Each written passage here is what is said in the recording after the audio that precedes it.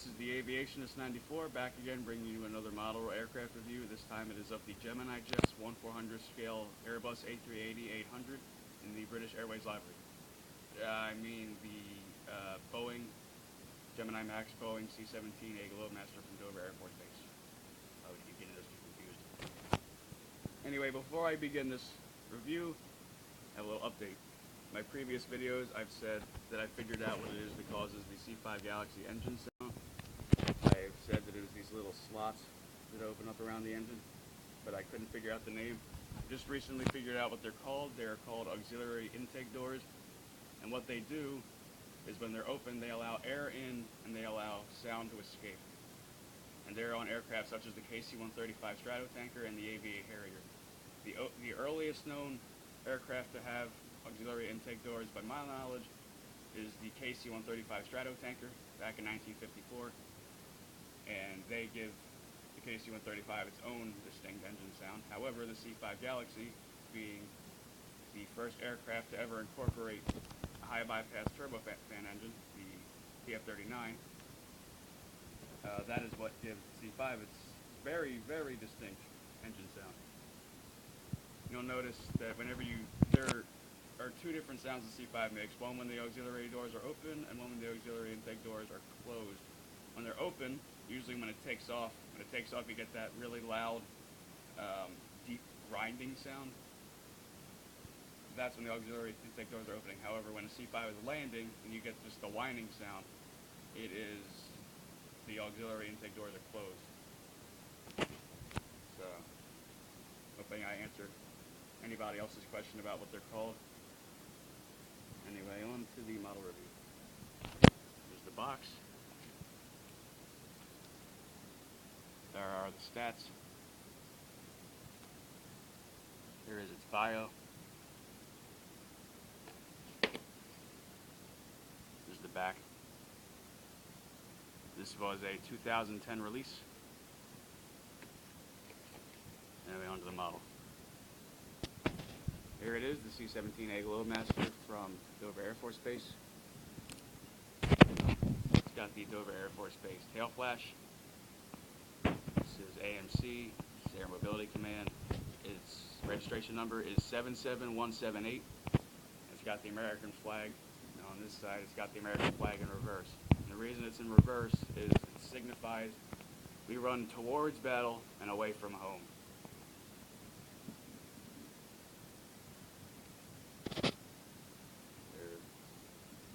Has incredibly nice detail. There's the cockpit. Here it says 436th Airlift Wing, 512th Airlift Wing.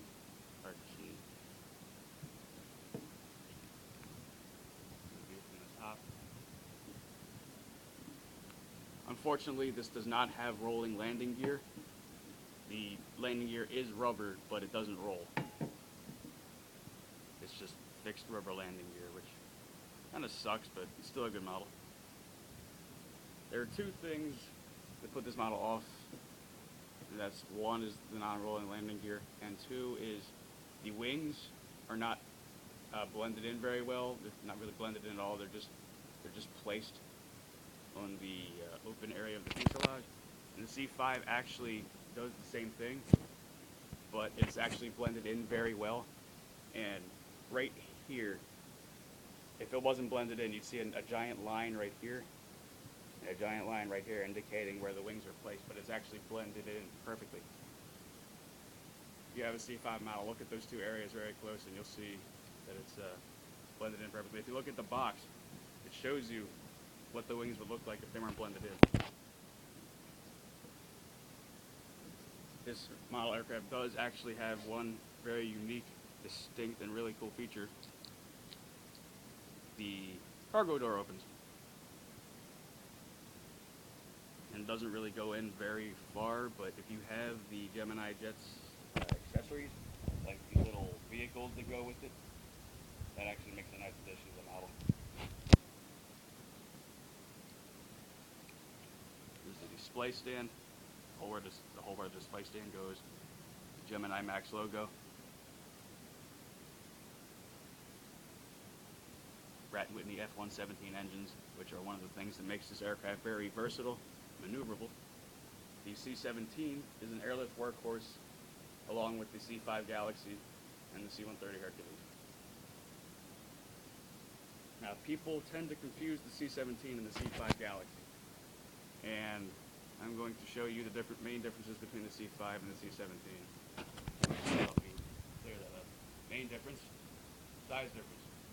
C-5 Galaxy is almost twice the size of the C-17.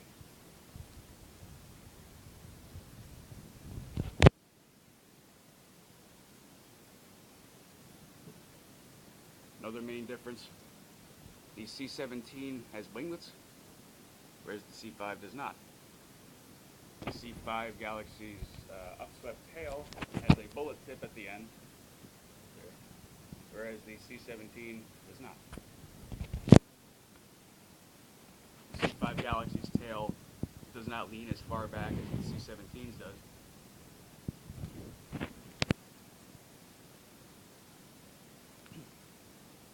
The C-17 is very short but fat. It's a stubby aircraft, whereas the C-5 is very fat but long, and that gives the illusion that the C-5 looks skinnier when it's in the air. It's actually a fatter plane than the C-17. Another difference, the C-17's engines actually protrude entirely out in front of the wing. There's not a single part of the engine on the C-17 that is actually underneath the wing. They actually protrude entirely out in front. You'll notice when it's in the air, the engines are very close to the nose. Whereas the C-5, the back third of the engines are underneath the wing. You'll notice that the engines are more towards the center of the aircraft.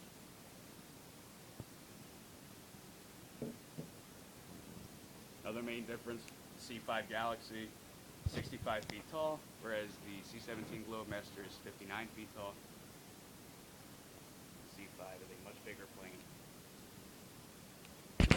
The C-17 has 2 tires in the front, whereas the C-5 has 4. Whereas the C-17's rear landing gear looks like that. The C-5 looks like that. And finally, the main difference between the C-5 and the C-17 is the C-17 using Pratt & Whitney engines, same engines that are used on aircraft such as the 757. Sounds like a regular commercial aircraft, whereas the C-5 sounds like it was made by God himself.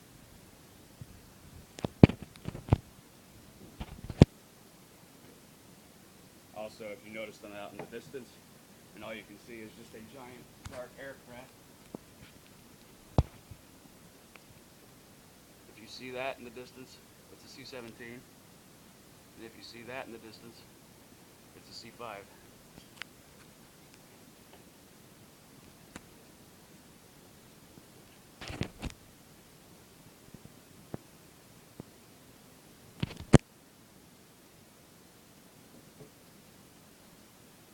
This is actually the second Dover Air Force Base C-17 release. And people might wonder what the main difference is between the first and second. This one was released in 2010, whereas the first Dover Air Force Base C-17 was released in 2009. And the main difference, this is the March Air Force Base C-17A Globemaster, March Air Force Base, California. This is my example of the C-17 Dover Air Force Base 1. This is way more reflective, way shinier. It's smoother, whereas this one is more opaque and has more of a non-reflective acrylic color to it, which is how the aircraft actually looks. Finally, another cool feature on this aircraft is that the beacon on the back of the tail is reflective. It's actually not painted on. It's a piece of glass that if you shine in the light just light, it will reflect back and glow red. So it's a very nice aircraft model. I give it 9 out of 10 due to the fact that it has no no rolling landing gear, and the fact that the wing isn't really blended in that well. But it's got the reflective beacon at the top of the tail, and its cargo bay door opens, and plus it is an incredibly beautiful, detailed aircraft. So this is the review for the Gemini Max C-17A Globemaster from Dover. My next model review will be, could you guess?